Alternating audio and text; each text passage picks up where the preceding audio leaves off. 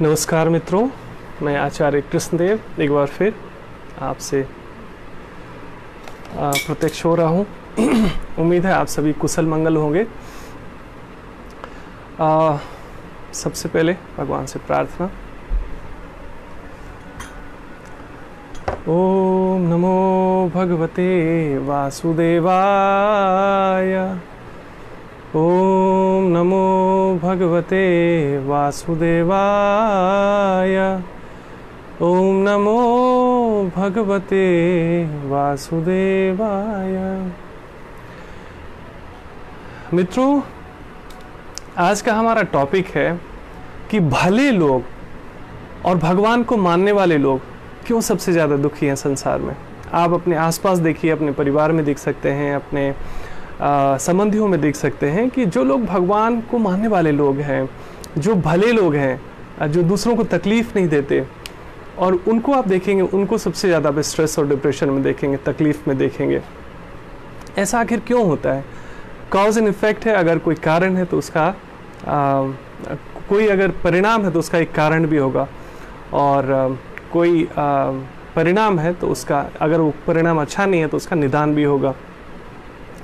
तो वास्तव में देखा जाए तो भगवान को मानने वाले लोग हैं वो इसलिए दुखी रहते हैं क्योंकि वो भगवान को तो मानते हैं लेकिन भगवान की नहीं मानते हैं। अर्थात भगवान की पूरी पूजा अर्चना इत्यादि करते हैं लेकिन भगवान के संदेशों में नहीं जीते हैं। भगवान क्या कहते हैं, हमारे शास्त्र क्या कहते हैं, सच्चे साधु क्या कहते हैं, उसमें उनकी कोई रुचि नहीं होती। वो अपने हिसाब से पूजा पाठ घंटी पूरे जीवन करते रहते हैं। ये ठीक वैसा ही है कि कोई व्यक्ति स्कूल तो जाए लेकिन पढ़ाई ना करे, किसी का मार्गदर्शन ना ले, तो उस व्यक्ति की, उस छात्र की कैसी प्रगति होगी। वैसी ही हालत उन लोगों की भी है दुनिया भर में जो भगवान को तो मानते हैं लेकिन भगवान के संदेशों में रुचि नहीं रखते, भगवान के संदेशों को नहीं मानते, अपनी मनमानी से चलते हैं। अब आया कि भले लोग क्यों? भले लोग वो उन सबको हम मानते हैं जो भगवान को मानते हों, भगवान को न मानते हों, वो सारे लोग भले माने जाएंगे। जो किसी को तकलीफ नहीं देते, जो सेवा का कार्य करते हैं, जो दूसरों की भलाई में रहते हैं, दूसरों की कोई बुराई नहीं चाहते, दूसरे का अहित नहीं चाहते, उन सबको हम भले व्यक्ति कहेंगे।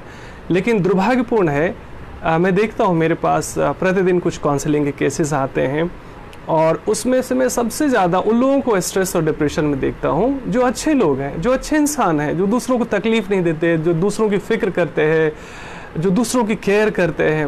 ऐसे लोगों को मैंने बहुत स्ट्रेस और डिप्रेशन में देखा। चूँकि वो हमारा पेड प्रोग्राम होता है और वहाँ सभी लोग नहीं आ सकते, इसलिए मैंने सोचा एक पब्लिक प्लेटफॉर्म में, एक बड़े प्लेटफॉर्म में कुछ रूट कॉज के विषय में मैं चर्चा करूं, असली कारण के विषय में मैं चर्चा करूं, जिसकी वजह से अच्छे लोग और भगवान को मानने वाले लोग भी दुखी रहते हैं। तो ये दीपक तले अंधेरा है। भले व्यक्ति को तो आनंद में रहना चाहिए, भगवान को मानने वाले व्यक्ति के भीतर तो निर्भयता होनी चाहिए, आनंद होना चाहिए, लेकिन ऐसा नहीं होता प्रैक्टिकली। कारण वही है कि हमने भले अपने आप को अच्छा मान लिया है, लेकिन वास्तव हम कितने अच्छे हैं ये भगवत गीता जैसे शास्त्र और उपनिषद जैसे शास्त्र हमें बताते हैं। क्योंकि अपने हिसाब से तो हर एक अपराधी को भी लगता है मैं अच्छा हूँ, क्योंकि उसे जब न्यायालय भेजा जाता है, जब पुलिस पकड़ती है, तो वो जस्टिफिकेशन देता है कि देखिए मेरा ये कारण था, ये कारण था, ये कारण था, इसलिए मैंने ये अपराध किया। तो बुरा से बुरा व्यक्ति भी अपने आप को अच्छा मानता है, वो भी जस्टिफिकेशन देता है कि मैं अच्छा हूँ, मैंने जो अपराध भी किए उसका एक लॉजिक था, एक कारण था, एक कहानी थी। तो कानून इस सब बातों को नहीं मानता। कानून देखता है कि अपराध किस उद्देश्य से किया गया, इंटेंशन क्या है और उससे किसका नुकसान हुआ इत्यादि इत्यादि। वो तो चलिए एक दूसरा विषय है। अच्छा व्यक्ति हम उसे कह सकते हैं जो कुछ अच्छा कार्य भी करता हो। सामान्यतया किसी व्यक्ति को बोला जाए कि आप अच्छे हैं तो वो कहेगा हाँ हम अच्छे हैं। क्यों अच्छे हैं? क्योंकि मैं झूठ नहीं बोलता, क्योंकि मैं शराब नहीं पीता, क्योंकि मैं मांसाहार नहीं करता, क्योंकि मैं जुआ नहीं खेलता, क्योंकि मैं व्यभिचार नहीं करता, इत्यादि इत्यादि। बहुत सारे बुरे कर्मों में लिप्त नहीं हूँ मैं, इसलिए मैं अपने आप को अच्छा मानता हूँ। ऐसा सामान्यतया अच्छे लोग मानते हैं। लेकिन अच्छे वास्तव में, हालांकि ये इनको हम अच्छा मान सकते हैं क्योंकि कहते हैं well begin is half done. अच्छी शुरुआत हो जाए तो आधी समस्या तो वैसे समाप्त हो जाती है। तो ये जो कहते हैं मैं मांसाहार नहीं करता हूँ, व्यभिचार नहीं करता हूँ, नशा नहीं करता, जुआ नहीं खेलता इत्यादि, ये अच्छे लोग हैं। लेकिन ये ये सब चीज़ें ये बताता है कि आप में ये ऐब नहीं है, आप में ये दोष नहीं है। अच्छे आप तब होते हैं जब आप कुछ अच्छा कार्य करते हैं, और वो अच्छा कार्य अपने मन से नहीं, शास्त्र क्या कहते हैं, प्रामाणिक शास्त्र क्या कहते हैं उसके हिसाब से। तो सबसे बड़ी बात है कि अच्छे भले लोग भी, भगवान को मानने वाले लोग भी शास्त्रों में कोई रुचि नहीं रखते, सत्संग में कोई रुचि नहीं रखते, और वो अपने मनमानी से अच्छे बने रहते हैं और फिर दुखी रहते हैं। ऐसे अच्छे व्यक्ति को, ऐसे भगवान को मानने वाले व्यक्ति को भी आप देखेंगे वो अस्त व्यस्त रहता है, तनावग्रस्त रहता है, परेशान रहता है। तो एक मूल अंतर हमने पाया कि एक अच्छे व्यक्ति में, एक आध्यात्मिक व्यक्ति में क्या अंतर है। मैंने आज फेसबुक पे भी पोस्ट किया था इस चीज़ को कि एक अच्छा व्यक्ति पीपल कॉन्शियस होता है, वो हमेशा दूसरों के बारे में सोचता है कि लोग क्या सोचते हैं मेरे बारे में। एक अच्छा व्यक्ति हमेशा जीवन भर यही सोचता है कि लोग मेरे बारे में क्या सोचते हैं, लोग मेरे बारे में क्या कहते हैं। वो हमेशा पूरे जीवन भर इसी बात की फिक्र में रहते हैं, और इसी कारण वो हमेशा तनाव में रहते हैं, स्ट्रेस में रहते हैं। और एक आध्यात्मिक व्यक्ति पूरे जीवन ये सोचता है कि परमात्मा मेरे बारे में क्या सोचते हैं। वो तो मैं तो कुछ ऐसा कर्म नहीं कर रहा हूँ, मनसा वाचा कर्मणा, मन से, वचन से, कर्म से, जिससे भगवान मेरे नाराज हो जाए, पर मेरे परमात्मा मेरे से नाराज हो जाए। तो ऐसा आध्यात्मिक व्यक्ति क्या करता है, 24 घंटे सतर्क रहता है। वो ये देखता है, कोई देखे न देखे, कोई नोटिस करे न करे, परमात्मा हमें हर पल देख रहा है। 24 घंटे उसकी नज़र, उसका CCTV हमारे ऊपर लगा हुआ है। तो ये डरने की बात नहीं है। जैसे आप भले व्यक्ति हैं और यहाँ एक गाड़ी पुलिस उधर जाए तो आपको कोई फर्क नहीं पड़ेगा, कि आपको पता है कि आप सही हैं, तो पुलिस किसी और काम से आई होगी, तो पुलिस को देखने से आपको डर नहीं लगेगा। लेकिन वहीं अगर आप अपराधी रहे, किसी और को भी पुलिस पकड़ने आए, तो आपको लगेगा कहीं मेरे लिए तो नहीं आया। तो जो ऐसा डरा हुआ व्यक्ति है वो हमेशा, जो अपराधी व्यक्ति वो हमेशा डरा रहता है। और भगवान को मानने वाले लोग 24 घंटे मनसा वाचा कर्मणा ये सोचते हैं कि मैं कुछ भी ऐसा मन से, वचन से, कर्म से ऐसा कुछ करूँ ना, सोचूं भी नहीं, ताकि मुझे पाप लगे, ताकि अहित हो किसी का। तो वो 24 घंटे जब गॉड कॉन्शियस रहता है तो वो अपराध करता ही नहीं, उससे गलतियां होती ही नहीं, क्योंकि आपको पता है कोई देख रहा है। गलतियां कब होती? जब लगता है यहाँ कोई देख नहीं रहा मुझे, यहाँ कोई मुझे देखने वाला नहीं है, तो वहीं लोग अपराध करते हैं। लेकिन गॉड कॉन्शियस व्यक्ति 24 घंटे भगवान का कैमरा देखता है, और इसी कारण वो मस्त रहता है। उसको पता है कि भगवान, किसी को पता चले ना चले, लेकिन परमात्मा को तो पता है कि मैं सही मार्ग पे हूँ, सच्चा व्यक्ति हूँ, मैं सेवा कर रहा हूँ, मैं साधना कर रहा हूँ इत्यादि। तो ये एक मूलभूत अंतर है। नहीं तो अक्सर देखा गया कि अच्छा व्यक्ति दूसरों को तो तकलीफ नहीं देता, तभी तो हम उनको अच्छा कहते हैं, कि दुनिया उनको अच्छा कहती है कि वो अपने कई चीज़ें वो घुटते रहते हैं, अपने ऊपर झेलते रहते हैं, लेकिन दुनिया तारीफ करती है। उस तारीफ के बदले वो पूरे जीवन कई बार अच्छे बने रहते हैं, अच्छा कार्य करते हैं। भले लोग हैं, ऐसे लोग सतोगुणी है, सत्व में, मोड ऑफ गुडनेस में है। लेकिन चूक कहाँ होती है? जहाँ पर ऐसे व्यक्ति केवल लोगों के सामने तो अच्छे रहते हैं, लेकिन जब लोग नहीं रहते तो वो अकेले में क्या सोचते हैं, अकेले में क्या करते हैं, अकेले में उसके भीतर कैसा विचार उठता है। तो यहाँ पे फर्क है। तो ऐसा देखा गया कि ऐसा अच्छा व्यक्ति दूसरों को तो तकलीफ नहीं देता, उसी समय वो खुद को तकलीफ दे रहा होता है, खुद को हार्म पहुंचा रहा होता है। जैसे कुछ भी गुस्सा आया या कुछ भी ऐसी नेगेटिविटी आई तो वो दूसरों को तो नहीं कुछ कहेगा, क्योंकि उसको लगेगा कि भाई दूसरे से नाराज हो जाएंगे, दुखी हो जाएंगे, परेशान हो जाएंगे, या लोग मुझे बुरा कहेंगे, इसलिए वो अच्छा बना रहता है। तो बनावटी अच्छापन बना रहता है, ये एक्चुअली में ट्रांसपेरेंट अच्छा नहीं होता है ऐसा व्यक्ति। तो ऐसा व्यक्ति दूसरों के सामने तो अच्छा होता है, दूसरों की नज़र में अच्छा होता है, लेकिन अपने को हार्म पहुंचा रहा होता है, वो अपने को हमेशा तकलीफ और टॉर्चर कर रहा होता है, वो जाने अनजाने। तो जो आध्यात्मिक व्यक्ति है, जो परमात्मा को मानने वाले व्यक्ति हैं, वो ये सोचते हैं कि जिस तरह दूसरे को तकलीफ पहुंचाना पाप है, उसी तरह खुद को तकलीफ पहुंचाना भी पाप है। इसलिए खुद को भी तकलीफ नहीं पहुंचाना चाहिए, क्योंकि ये जो शरीर है हमारा, ये जो जीवन है हमारा, सबसे पहले भगवान की संपदा है, भगवान की संपत्ति है। इसीलिए हमें इसकी भी उतनी ही रक्षा करनी है जितना हम बाकी चीज़ों की रक्षा करते हैं। लेकिन ये सब चीज़ें ना याद नहीं रहती है। और दूसरा है कि अच्छा व्यक्ति क्या है, या मनुष्य के स्तर पर कौन व्यक्ति है जो मांसाहार न करता हो, अर्थात जो व्यक्ति दूसरे जीव को काट कर खा जाता हो, वो अच्छा कैसे हो सकता है, और वो सुखी कैसे रह सकता है, वो दुखी कैसे नहीं रहेगा, व्यग्र कैसे नहीं रहेगा, तनाव में कैसे नहीं रहेगा। जो भी मनुष्य जो अपने आप को मानव समझता है, अगर किसी भी पशु पक्षी को मार कर, काट कर खा जाता है, पका कर, उसे आप अच्छा इंसान कैसे कह सकते हो? और ऐसा व्यक्ति कैसे नहीं तनाव में रहेगा, कष्ट में रहेगा? है ना। अब वो कह सकता है कि भाई मैंने तो नहीं मारा, लेकिन आप नहीं खाएंगे तो कोई मारेगा भी नहीं, है ना। और कोई और किसी और की गारंटी तो हम नहीं ले सकते, किसी और की जिम्मेदारी तो हम नहीं ले सकते, लेकिन अपनी जिम्मेदारी तो हम ले सकते हैं कि हम मांसाहार ना करें। फिर है व्यभिचार, अवैध स्त्री पुरुष संग, ये भी पाप की श्रेणी में आता है।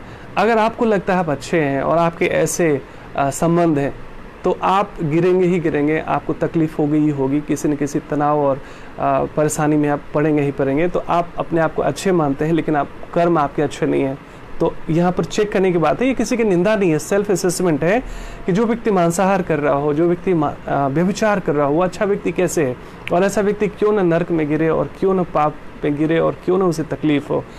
उसके बाद है नशा, जो ड्रग्स वगैरह लेते हैं, जो नशा करते हैं, तो वो अच्छे से अच्छा व्यक्ति कहता है मैं पीता हूँ गम भुलाने को, है ना। अच्छे से अच्छे व्यक्ति के पास लॉजिक होता है, मैं जब खुश होता हूँ तो नशा करता हूँ, जब मैं दुखी होता हूँ, गम में होता हूँ, नशा करता हूँ।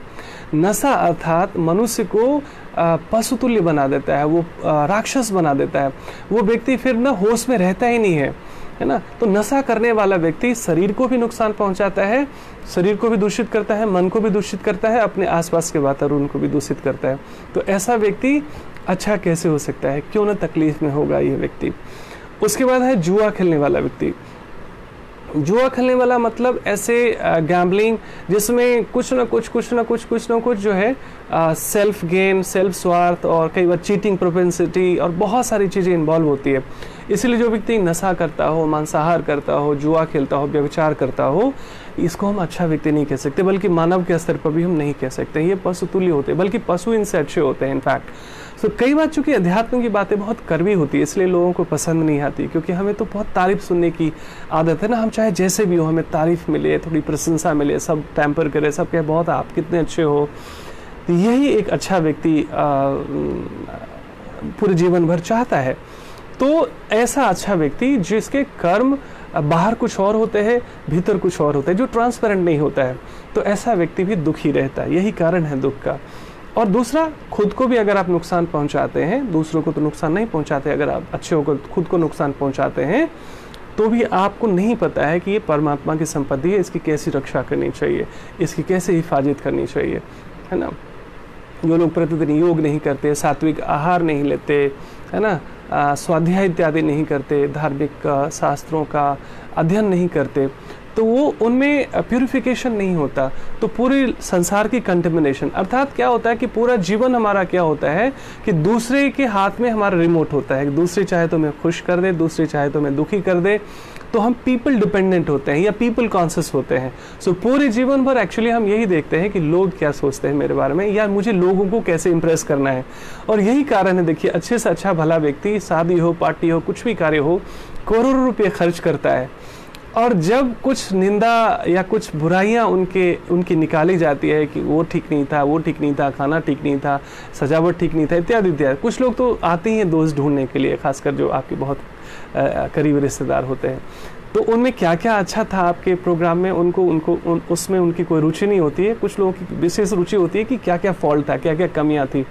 और कुछ दिन बाद यदि आप वो निंदा सुन लेते हैं तो आपको बहुत दुख होता है कि देखो इतना खर्च किया, फिर भी लोग सेटिस्फाई नहीं हो सकते, क्योंकि वास्तव में लोग सेटिस्फाई हो ही नहीं सकते। और हम पूरे जीवन क्या करते हैं, पूरे जीवन लोगों को इम्प्रेस करने में लगे रहते हैं हम, कि लोग कैसे इम्प्रेस हो, लोग मेरी तारीफ कैसे करें, वाहवाही कैसे करें। तो एक और उदाहरण आता है इसमें, जैसे किसी व्यक्ति ने एक बहुत महंगी घड़ी ली, 20-25 लाख रुपए की घड़ी ली, और जाहिर सी बात है एक हमारे ना 200-400 रुपए की घड़ी या 1000 रुपए की घड़ी भी काम आ सकती है, टाइम ही तो देखना होता है। लेकिन कोई व्यक्ति 25 लाख या 1 करोड़ की घड़ी क्यों लेता है? शो ऑफ करने के लिए, दिखाने के लिए। ठीक है, दुनिया देखेगी, तारीफ करेगी, इम्प्रेस होएगी। लेकिन आपके सामने वही व्यक्ति जो तारीफ कर रहा था, पीठ पीछे जाकर क्या बोलता है उस घड़ी के बारे में और आपके बारे में, आपको भी पता है। कुछ बहुत अच्छी बातें नहीं करता, नेगेटिव बातें ही करता है। लेकिन फिर भी पूरे जीवन हम संसार को इम्प्रेस करने में लगे रहते हैं। लेकिन जो एक आध्यात्मिक व्यक्ति होता है वो पूरे जीवन भगवान को इम्प्रेस करने में लगा होता है। ऐसा नहीं कि वो अच्छी गाड़ियाँ नहीं खरीदेगा, घर नहीं बनाएगा, बच्चों के अच्छे से शादी नहीं करेगा, जो भी जिम्मेदारी है वो बहुत अच्छे से करेगा, लेकिन इस बात की उसे खबर होती है कि चाहे कुछ भी कर लो हर एक व्यक्ति सेटिस्फाई नहीं हो सकता, इसलिए उसमें ज़्यादा माथापच्ची नहीं लगाता। वो जो भी बेस्ट कर सकता है वो करता है। So they do the best and leave the rest. उसके बाद लगता है कि भगवान इंप्रेस होने चाहिए, मेरे किसी भी कर्मों से भगवान नहीं नाराज हो, मेरे मन वचन कर्म से कुछ भी ऐसा ना हो जिससे हमारा परमात्मा नाराज हो। तो इसी कारण अध्यात्म व्यक्ति ही केवल सुखी रह सकता है संसार में। और यही कारण है कि भगवान को मानने वाले लोग भी और भले लोग भी, आप देखेंगे दे आर नॉट हैप्पी। आपको लगता है ये बाहर से खुश हैं, अच्छे हैं, पूछेंगे कैसे हो, कहेंगे अच्छे हैं, लेकिन वास्तव में वो भी दुखी रहते हैं। उनको भी नींद की समस्या है, नींद की गोली लेके भी कई बार लोगों को नींद नहीं आती है, बेचैनी है, परेशानी है, जबकि ये अच्छे लोग हैं, भले लोग हैं, दूसरों को तकलीफ नहीं देते। सो वास्तव में क्या है, कई बार इनके पास होता है कि भाई मैं तो तकलीफ नहीं देता, लेकिन मुझे दुनिया तकलीफ देती है। विश्वास कीजिए, दुनिया में कोई भी व्यक्ति आपको तकलीफ दे ही नहीं सकता है। कोई भी व्यक्ति अगर दुखी है, परेशान है, तो हमारा इग्नोरेंस की वजह से, हमारे अज्ञानता की वजह से। शरीर के प्रति अज्ञानता रहती है तो शरीर अस्वस्थ होता है। मन और आत्मा के प्रति, बुद्धि के प्रति अगर अज्ञानता रहती है, इसको हम ट्रेनिंग नहीं देते, तो हमारा जीवन दुखी रहता है। तो सबसे ज़्यादा जो दुखी हम होते हैं मन के कारण। तो अब समाधान क्या है? ये तो हो गया कि भी कारण समझ में आ गया कि भगवान को मानने वाले लोग इसलिए दुखी होते हैं क्योंकि वो भगवान को मानते लेकिन भगवान की नहीं मानते। और भले लोग इसलिए दुखी रहते हैं क्योंकि वो पीपल कॉन्शियस होते हैं, वो पूरे जीवन भर संसार को इम्प्रेस करना चाहते हैं, उनको सुखी रखना चाहते हैं, और फिर भी लोग तारीफ नहीं करते कई बार, या फिर भी लोग सेटिस्फाई नहीं होते। तो ये कारण हमने समझा कि अच्छे लोग और भगवान को मानने वाले लोग क्यों दुखी रहते। पूरे जीवन भर, पूरे through out life, through out world की बात है ये, अब पूरे जीवन उनके जीवन में ऐसा बना रहता है। बड़े भाग्यशाली लोग होते हैं जो इसके अस्थायी समाधान पर विचार करते हैं, अस्थायी समाधान से जुड़ पाते हैं। अब क्या है अस्थायी समाधान? भाई समस्या है तो समाधान भी है। तो जिस तरीके से हमें पता है कि एक दिन योग करके कोई व्यक्ति स्वस्थ नहीं हो सकता, एक दिन स्वस्थ खान पान लेकर कोई व्यक्ति स्वस्थ नहीं रह सकता, एक दिन जिम जाकर कोई व्यक्ति मसल्स नहीं बिल्ड कर सकता, एक दिन अच्छा बन जाने से कोई व्यक्ति अच्छा नहीं कहलाता, उसी तरीके से प्रतिदिन का ये अभ्यास है ना, डेली योग करना, डेली स्नान करना, डेली स्वाध्याय करना। तो समाधान है स्वाध्याय, सत्संग, साधना और सेवा। ये 4 पिलर्स है। ये मेरा सेल्फ रियलाइजेशन है, क्योंकि मैं भी सो कॉल्ड अच्छा था, मैं साइंस का स्टूडेंट था और बचपन से लेकर अभी तक का मेरा इमेज अच्छा था, सबको लगता था अच्छा हूँ मैं, लेकिन मैं भी अच्छा था लोगों के लिए। लोग कैसे इम्प्रेस होंगे, लोग कैसे खुश रहेंगे, पूरा जो क्रियाकलाप था उसी पर था। क्योंकि तारीफ मिलती है तो आपको और तारीफ की लालच बढ़ती है, तो आप और तारीफ पाना चाहते हैं, और अच्छा करना चाहते हैं, लेकिन फिर भी आप इंटरनली बहुत खुश नहीं रहते। कारण क्या है कि आप गॉड कॉन्शियस नहीं होते। गॉड कॉन्शियस मतलब क्या? मनसा वाचा करुणा, ऐसे कर्म करना जिससे परमात्मा प्रसन्न हो। तो ये ट्रेनिंग कहाँ से मिलेगी? बिना ट्रेनिंग तो कोई योग भी नहीं करता, सीख पाता, बिना ट्रेनिंग के तो कुछ होता नहीं है। तो ट्रेनिंग के लिए 4 उपाय मैंने बताया जो मैंने सीखा अपने जीवन में गुरुजनों से, सत्संग से, साधना से। वो है स्वाध्याय, प्रतिदिन गीता जैसे शास्त्रों को पढ़ना, भागवतम जैसे शास्त्रों को पढ़ना, उपनिषद जैसे शास्त्रों को पढ़ना, जो भी धर्म युक्त है, जो भी धर्म से रिलेटेड है, जो भी भगवान के संबंधों से, संदेशों से संबंधित है, उसका प्रतिदिन स्वाध्याय करना। ऐसा हम लोगों का कोई दिन नहीं जाता जब सुबह में हम गीता नहीं पढ़ते, और ऐसा कोई दिन नहीं जाता जब हम रात में सोने से पहले कुछ न कुछ लेक्चर नहीं सुनते शुद्ध भक्तों का या साधुजनों का, या फिर कुछ पढ़ते ही पढ़ते हैं। सो ये एक दिन का प्रोसेस नहीं है। सुबह और शाम की साधना, फिर सुबह और शाम, सुबह में योग भी करते, प्राणायाम भी करते, और सुबह और शाम ध्यान भी करते हैं।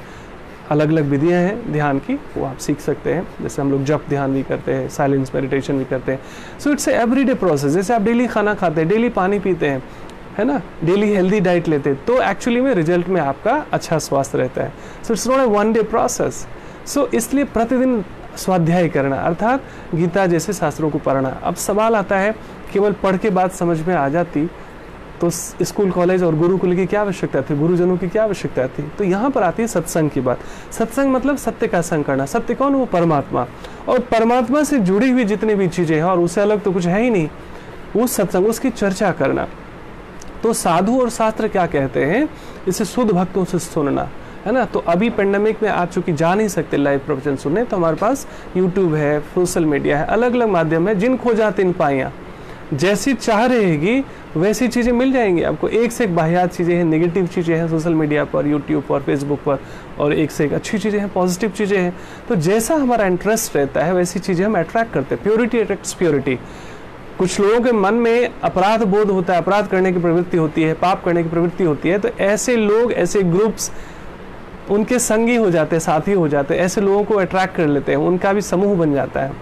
समूह का बड़ा योगदान है, इसलिए कहा गया है संघे शक्ति कलियुगी। संघ का इसलिए आवश्यकता है। भगवान बुद्ध भी यहाँ पर कहते हैं, मैंने कई बार चर्चा करी कि धम्मम शरणम गच्छामि, संघम शरणम गच्छामि और बुद्धम शरणम गच्छामि। बुद्धम शरणम गच्छामि का उनका जो कहने का तात्पर्य है वो बोधि की शरण में आओ, है ना, प्योर कॉन्सियसनेस की शरण में आओ, अच्छी जो बुद्धि है, जो विवेक है, उसकी शरण में आओ, आध्यात्मिक धर्म की शरण में आओ। और धम्मम शरणम गच्छामि अर्थात धर्म की शरण में आओ। सो धर्म में यहाँ मतलब हिंदू धर्म, बौद्ध धर्म, जैन धर्म से नहीं है। धर्म का मतलब है जो मानव धर्म है। मानव धर्म है मनसा वाचा कर्मणा, अच्छे कर्मों से युक्त होना और बुरे कर्मों से अच्युत होना, अलग होना, डिटैच होना। लेकिन ये बताएगा कौन? ये आध्यात्मिक प्रशिक्षण से समझ में आता है, ये सत्संग से समझ में आता है। ये भी समझिए एक तरह का सत्य का संगी है, सत्संगी है। तो प्योरिटी एक्ट्स प्योरी मैंने बताया। तो बुद्ध कहते हैं संघम शरणम गच्छामि। उनका मानना है कि संघ में रहो, जो भले लोग हैं, जो साधु भाव वाले जो लोग हैं, जो सतोगुण में रहने वाले लोग हैं, उनकी कम्युनिटी होनी चाहिए, उनका एक संघ होना चाहिए। क्यों होना चाहिए? क्योंकि कहते हैं वो कि अकेला व्यक्ति अगर वो सत्य के और धर्म के मार्ग पे भी चला हो तो बाहर इतना डिस्ट्रैक्शन है, इतने व्यवधान है कि वो हार मानकर, टूटकर पुनः अपने पुराने रास्ते पर वापस लौट सकता है, पुनर्मुस्को भव हो सकता है, पुनः वो पुराने अपने जो अनैतिक जो भी मतलब उथल पुथल जीवन, अस्त व्यस्त जीवन है, तनावग्रस्त जीवन, उसमें वो व्यस्त हो सकता है। तो इसीलिए संघ में क्या होगा, जैसे देखिए अच्छे से अच्छे आध्यात्मिक व्यक्ति का भी कभी कभी मनोबल टूटता है, भगवान से भरोसा उड़ जाता है, भाग्य से भरोसा उड़ जाता है, निगेटिविटी आ सकती है, स्ट्रेस डिप्रेशन आ सकता है। लेकिन अगर आप 100 लोगों के ऐसे ग्रुप से जुड़े हुए हैं जो ईश्वर की चर्चा में जीते हैं, जो भगवान के संदेशों में जीते हैं, तो एक दूसरे का हाथ पकड़कर, उंगलियां पकड़कर लोग एक दूसरे का संग देते हैं और सब मोटिवेटेड रहते हैं। एक अकेला व्यक्ति अगर टूट जाए और उसके संग में कोई ना हो बताने वाला, तो ये बहुत विकट स्थिति होती है। लेकिन एक अकेला व्यक्ति अगर टूटने वाला हो और उसके 100 लोग उसकी हेल्प करने वाले हो, उसको मोटिवेट करने वाले हो, उसको संग देने वाले हो, तो वो कभी भी रह नहीं सकता नेगेटिव। इसलिए संघम शरणम गच्छामि, है ना। तो इसलिए संघ की और सत्संग की बहुत आवश्यकता है। कई लोग बड़े अहंकारी होते हैं, मैं भी कभी एक उसमें से था, कि उनको लगता है जी मुझे सब कुछ पता है, बस कर्म करो, फल की चिंता मत करो, कर्म ही पूजा है।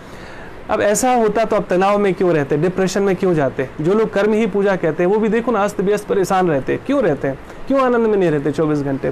क्योंकि वो गॉड कॉन्शियस नहीं है। गॉड कॉन्शियस मतलब भगवान को मानने वाले हैं, भगवान की मानने वाले नहीं है।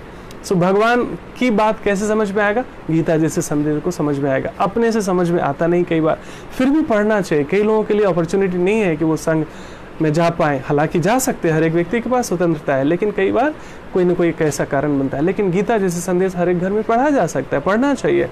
उपनिषद जैसे शास्त्रों को पढ़ना चाहिए, और नहीं समझ में आए तो सत्संग में सच्चे साधु से जाकर पूछना चाहिए।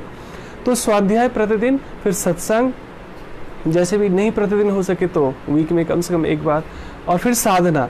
देखिए स्वाध्याय से सत्संग की प्रेरणा मिलती है, सत्संग से साधना की प्रेरणा मिलती है। नहीं तो कई लोगों का योग छूट जाता है, ध्यान छूट जाता है, जप छूट जाता है, सात्विक आहार छूट जाता है, अच्छा सेवा का कार्य छूट जाता है। क्यों? क्योंकि वो अकेले कर रहे होते हैं, अपने मनोधर्म से कर रहे होते हैं, और अपनी बैटरी तो कभी भी डाउन हो सकती है। इसीलिए भगवान क्या कहते हैं, परमात्मा क्या कहते हैं, उसमें खुद को रिचार्ज करना। तो इसके लिए साधना, साधना अर्थात प्योरिटी के लिए जो भी साधन होते हैं, अर्थात शरीर, मन और आत्मा को प्यूरिफाई करने के लिए, कॉन्शियस प्यूरिफिकेशन के लिए, बॉडी प्यूरिफिकेशन के लिए, माइंड प्यूरिफिकेशन के लिए, सोल प्यूरिफिकेशन के लिए जो कुछ भी हम करते हैं मनसा वाचा कर्मणा, वो साधना है। और साधना केवल योग ध्यान ही मात्र नहीं है। योग ध्यान के बाद आप बाकी 23 घंटे 22 घंटे कैसे जीते हैं, क्या सोचते हैं, क्या अधिक देखते हैं, क्या अधिक सुनते हैं, है ना। नहीं तो होता है कुंजर स्नान कहते हैं साधु, कि हाथी बहुत सुंदर नदी में स्नान करता है, ऊपर आकर धूल मिट्टी डाल लेता है अपने ऊपर, तो क्या फायदा हुआ? उसी तरह हम सब भी करते हैं, योग भी करते हैं, ध्यान भी करते हैं, क्षमा कीजिए फोन आ गया था।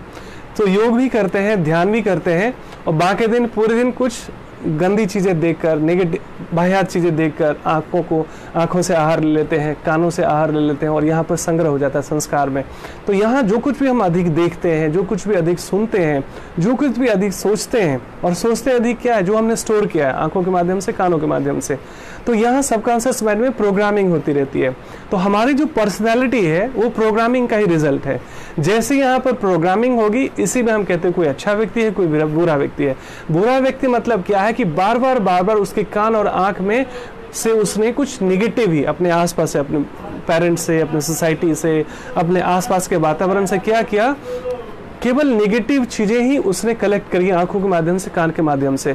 तो बार बार जो यहाँ पर कलेक्ट हुआ, ऐसी मेंटल प्रोग्रामिंग हो गई, तो उसको संस्कृत में संस्कार कहते हैं, विज्ञान इसे कहता है सबकॉन्शियस माइंड की प्रोग्रामिंग। तो जो अधिक हमने देखा, जो अधिक हमने सुना, वैसे ही हम हो जाते हैं। तो we are the result of that association, है ना। तो अब हमें रेगुलेट करना है कि मैं अधिक क्या देखता हूँ। बाय डिफॉल्ट हम पूरे दिन ऐसे ऐसी चीज़ों में बहते चले जाते हैं, होश भी नहीं रहता। तो क्या अधिक देखते हैं, क्या अधिक सुनते हैं, हम वैसे ही हो जाते हैं। तो यहाँ पर चेक करने की बात है, ये साधना है। साधना मैंने बताया केवल योग ध्यान करना ही साधना नहीं है, पूजा पाठ करना ही साधना नहीं है। उसके बाद जो आप करते हैं पूरे दिन, अधिक क्या देखा, अधिक क्या सुना, ये बहुत महत्वपूर्ण बात है। देखिए, ये इसी से हमारी पर्सनैलिटी बनती है, और यही सुख और दुख का कारण है। पूरे दिन आप न्यूज चैनल्स देखते रहेंगे, दुखी चीजें देखते रहेंगे, तो आपकी चेतना दुखी होगी ना। और आजकल चारों तरफ क्या हो रहा है, दुख, बीमारियां, कोरोना, निगेटिव चीजें हो रही है। तो आप 24 घंटे उसी पे आंख गड़ाए रखेंगे और वही चीजें सुनेंगे, तो क्या होगा, आप डरेंगे, तनाव में जाएंगे, डिप्रेशन में चले जाएंगे। मेरे पास तो डेली के केसेस आते हैं, और उसमें सबसे बड़ा कारण यही सोशल मीडिया और न्यूज चैनल्स। तो जैसी चीजें आप, ये सब चीजें आप देखेंगे तो आपको दूषित करेगा, कंटेमिनेट करेगा। सो आप देखिए कितना मिनिमाइज कर सकते हैं। देखना ही है तो आध्यात्मिक चीज़ें देखिए, मोटिवेशनल चीज़ें देखिए, संगीत देखिए, म्यूजिक देखिए, आर्ट की चीज़ें देखिए, लाफ्टर देखिए, स्पिरिचुअल चीज़ें देखिए। तो जो जैसी चीज़ें आप देखते हैं वैसे हम बन जाते हैं। संग का हमारा प्रभाव है। कई बार होता है कि हम तो सात्विक हैं, लेकिन हमारे घर के आसपास लोग वैसे ही नहीं है, घर के लोग वैसे नहीं है। तो वास्तव में हमारी यात्रा है, अपने कर्मों के कारण हमें अच्छे और बुरे लोगों की पैकेजिंग करके, संभल करके भेज दिया गया संसार में। आप उसको बदल नहीं सकते, आप लोगों को तो बदल नहीं सकते, खुद को ज़रूर बदल सकते हैं। ये बहुत आसान है। इसलिए आध्यात्मिक यात्रा खुद से ही शुरू होती है। खुद भी जितना काम करेंगे, आपको बाह्य चीज़ों के लिए फुर्सत नहीं रहेगी, है ना। तो सबसे ज़्यादा जैसे काम करेंगे, नहीं तो जो अच्छे लोग होते हैं वो क्या होते हैं, नकलीपन बना रहता है। वो कागज़ के फूल की तरह, बहुत सुंदर, बहुत बढ़िया दूर से, लेकिन उसमें जान नहीं होता, उसमें रस नहीं होता, उसमें खुशबू नहीं होती। यही अंतर है कि आध्यात्मिक व्यक्ति और एक अच्छे व्यक्ति में। तो अच्छा व्यक्ति वो बस ड्राइनेस रहता है, शुष्क ज्ञान से भरा हुआ, अच्छाइयों से भरा हुआ।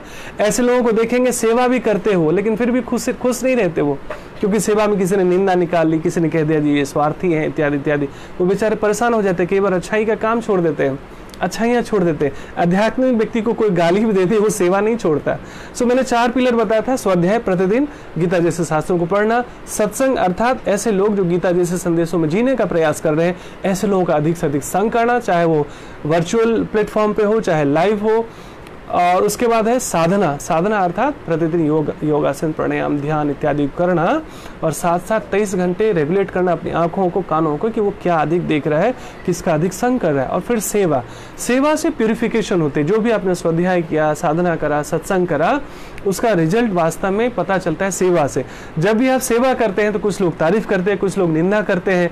तो सामान्यतः जो कच्चे लोग होते हैं, कच्चे डिवोटीज होते हैं, कच्चे साधक होते हैं, कच्चे अच्छे लोग होते हैं, उनको जैसे ही 10 में से 9 लोग तारीफ कर दे वो ठीक है। किसी ने एक बार बुराई कर दी ना, वो अच्छाई भी छोड़ देते हैं। कई लोग मुझे मिलते हैं, कहते हैं जी मैं प्रेसिडेंट था फलाने टेम्पल का, मैं उस एसोसिएशन का हेड था, लेकिन मैं अपनी पता नहीं काम धंधा छोड़कर सारा चीज़ उसमें डिवोट करता था।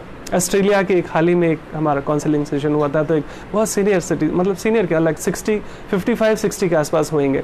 उन्होंने यही कहा जी फलाना मैं वहाँ हिंदू एसोसिएशन का ऑस्ट्रेलिया में मैं हेड था, प्रेसिडेंट था, मैंने 5 साल अपने कैरियर के दिए, मैं पता नहीं घर के लोगों के विरुद्ध मैंने वो काम किया। घर वाले कहते थे कि इतना अगर धंधे में बिजनेस में दिया होता तो पता नहीं करोड़ों कमाए होते, लेकिन मैं जी सेवा करना चाहता था, लोगों की भलाई करना चाहता था, लेकिन लोगों ने पता नहीं ऐसे ऐसे हमारे उठपटांग हमारे पीठ पीछे कहानियां बनाना शुरू कर दी, मैंने छोड़ ही दिया। अब यहाँ पर क्या है, ठीक है कि शांति के लिए कुछ चीजें प्रूफ करने के लिए अगर आपको छोड़ना पड़े, ब्रेक लेना पड़े, नॉट ए प्रॉब्लम, लेकिन छोड़ा क्यों? कि लोग निंदा कर रहे थे। ऐसा कोई व्यक्ति है संसार में जिसकी निंदा नहीं होती? मुझे कोई एक व्यक्ति बताइए। महात्मा गांधी को भी लोग गाली देते हैं, मोदी को गाली देते हैं, स्वामी विवेकानंद की लोग कमियां निकालते हैं, भगवान कृष्ण के बारे में लोग उल्टी सीधी बातें करते हैं, भगवान राम को लोग दोष देते हैं, भगवान बुद्ध के अपने भाई ने उन्हें जान से मारने की पता नहीं कितनी कोशिश कर ली। There is no one on this planet जिसकी कोई बुराई नहीं करता हो, निंदा ना करता हो, है ना। तो कहने का मतलब अच्छे से अच्छे व्यक्ति की भी निंदा होती है, इसको आपको डाइजेस्ट करना पड़ेगा, ऐसा होने वाला है। आपको अपनी अच्छाई नहीं रोकनी चाहिए। ये बल तभी मिलता है जब आप नित्य स्वाध्याय करते हैं, साधना करते हैं, सत्संग से जुड़े हुए हैं, तो आपकी सेवा मजबूत रहेगी। और सेवा इसलिए जरूरी है क्योंकि आप बहुत पढ़ लेते हैं, बहुत सत्संग सुन लेते हैं और आप बहुत साधना कर लेते हैं, इससे संसार का क्या भला हुआ? देखिए, कई बार लोग कहते हैं अहम ब्रह्मास्मि, मैं वही हूँ, मैं उसी का अंश हूँ। तो अंशी का जो कर्तव्य है वो अंश की सेवा करे। हाथ को पता चल गया मैं इसी शरीर का हूँ, आँख को पता चल गया मैं इसी शरीर का हूँ, तो इसका अगला कर्तव्य है कि शरीर की सेवा में लगे, इस शरीर के काम आए। तो हमें जब पता चल गया अहम ब्रह्मास्मि कि मैं उसी का अंश हूँ, मैं परमात्मा का ही बच्चा हूँ, तो बच्चे का कर्तव्य क्या है? परमात्मा को सुख देना। और वो सुखी माता पिता सुखी कैसे होते हैं? जब हम कुछ अच्छा करते हैं, मनसा वाचा कर्मणा। तो हमें धर्म का प्रचार भी करना चाहिए, ये भी एक सेवा है। जो दुखी है उनको हंसाना, जो भूखे हैं उनको खिलाना, आर्थिक तंगी किसी को है तो अपनी क्षमता से उनकी मदद करना। केवल आप बहुत स्वाध्याय कर लेते हैं, बहुत सत्संग कर लेते हैं, बहुत साधना कर लेते हैं, उससे संसार का क्या भला हुआ, है ना। तो गोइंग बियॉन्ड द बाउंड्रीज, ज्यादातर देखिए भले अच्छे लोग और आध्यात्मिक व्यक्ति में ये भी एक बहुत बड़ा फर्क है। अच्छा व्यक्ति ना अपने मैं एंड माय फैमिली के ट्रैप में हमेशा रहता है, उसके मैं और मेरे परिवार के बाहर उसके दुनिया में कोई लेना देना नहीं होता। और उन लगता मैं तो किसी को तकलीफ नहीं देता जी, मैं किसी को दुख नहीं देता जी, उससे क्या क्या क्या फर्क पड़ गया? आप दूसरों को सुख क्या देते हैं? आप ये सवाल खुद से होना चाहिए कि मैं, ये सवाल अधूरा है कि मैं किसी को तकलीफ नहीं देता जी। सवाल ये होना चाहिए कि हम दूसरों को सुख क्या दे रहे हैं, है ना। तो कहने का मतलब क्या है कि तब हम वास्तव में आध्यात्मिक बनते हैं। और हमें अच्छा इंसान नहीं बनना है, क्योंकि अच्छा व्यक्ति हमेशा दुखी रहता है। भगवान को मानने वाला इंसान नहीं बनना है। मैं बहुत बड़ा स्टेटमेंट बता रहा हूँ, ना हमको अच्छा बनना है, न भगवान को मानने वाला बनना है, हमको आध्यात्मिक बनना है। आध्यात्मिक अर्थात सिर्फ वो अपनी बुद्धि नहीं लगाता, अपने मनोधर्म का इस्तेमाल नहीं करता, वो भगवान के संदेशों पर चलने वाला अच्छा बच्चा बनता है। वो भगवान को इम्प्रेस करने वाला अच्छा बच्चा बनता है कि हम भगवान के बताए हुए मार्ग पर चलें ताकि भगवान प्रसन्न हो, भगवान हमसे इम्प्रेस हो। और एक बार जब परमात्मा इम्प्रेस हो गया ना, दुनिया अपने आप इम्प्रेस हो जाती है। आपको उसकी भी चिंता नहीं करनी है। जो कहते हैं ना, जिसका भगवान हो गया ना, जिन्होंने भगवान को ही पकड़ लिया ना, पूरा संसार उसका हो जाता है, फिर सब कुछ आपका हो जाता है। जैसे एक बच्चा किसी घर में जन्म लेता है तो उस पर पूरा अधिकार हो जाता है, उस घर पर उसका बाय डिफॉल्ट। किसी लड़की की शादी हो जाती है किसी घर में, तो उसका सारा सुख दुख का पूरा वो भागी बन जाती है वो लड़की, बहू बनकर उस घर में। सो ये बाय डिफॉल्ट होता है। तो जैसे हम गॉड कॉन्शियस हो जाते हैं, जैसे हम परमात्मा के हो जाते हैं, परमात्मा के होने का मतलब है परमात्मा के संदेशों में जीना।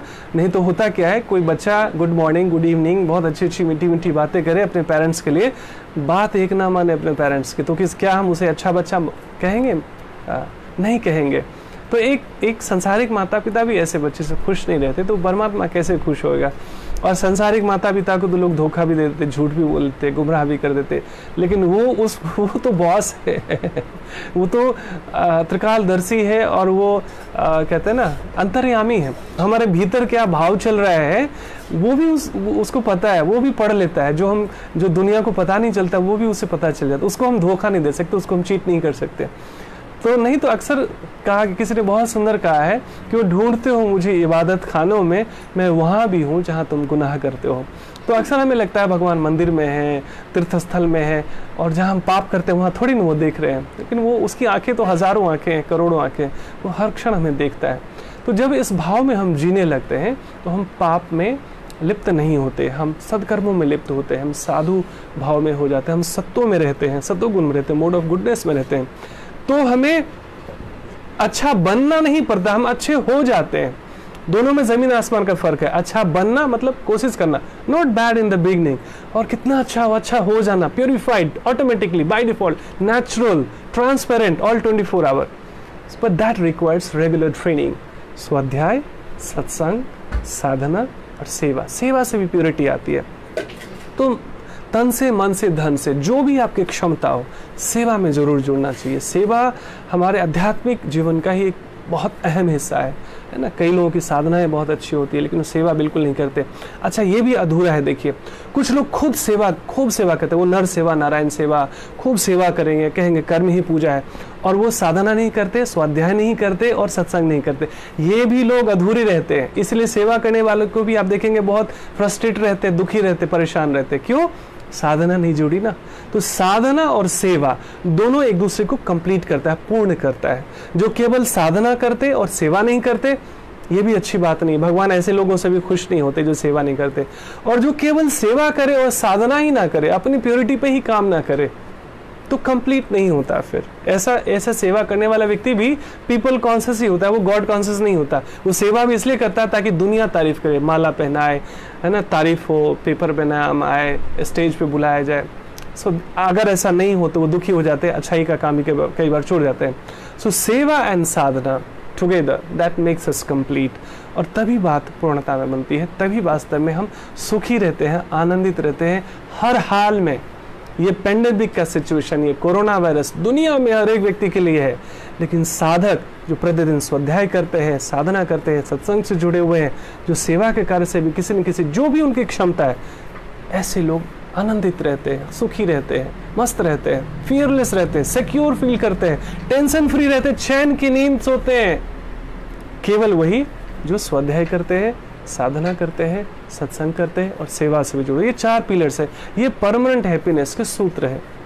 सो आज इतना ही। कहने को बहुत कुछ है, लेकिन मैं चाहता हूँ कि समय हो गया है, तो इसमें से कोई एक भी बात समझ में आए तो इसे अपने जीवन में धारण कीजिए, दूसरों को भी प्रेरित कीजिए, लेकिन सबसे पहले खुद पे सबसे ज़्यादा काम करना है। यह आध्यात्मिक जीवन है।